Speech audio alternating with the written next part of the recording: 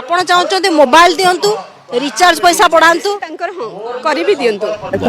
ता सहित हमर जो दरमा आज का डेट रे गोटे कथा सुनछ जो मानक पाखर नाही से मान चाहूंदी पाइबा पई जो मानक पाखर अछि से मान चाहूंदी आउरी पाइबा पई ए मानक मंथली सैलरी तुम काउंट करबो ना मासिकिया दरमा ताले सरकारी गणना अनुसार 12000 किंतु आउट सोर्स ताकू तुम काउंट करियो ना तुम ताले इमेजिन करथो ए जॉब को पाया पई प्रत्येक गां रे 10 रु 20 लाख माने सत्ती नो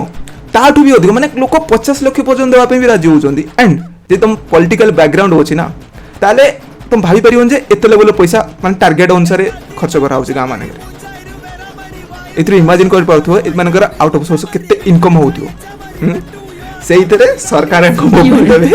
सरकार रिचार्ज कराइबे स्कूटी देवे देन अंडा छतुआ जहाँ पाइबे एमाना का मन इच्छा बिकिबे आ ता अकाउंटेबिलिटी भी केही रखु नांदी केही भी नहीं सरकार मागी केही भी मागिले मन देई परिबेनी मो 100% ग्यारंटी कोची कोन से अंगनवाड़ी टीचर एटा देई परिबेनी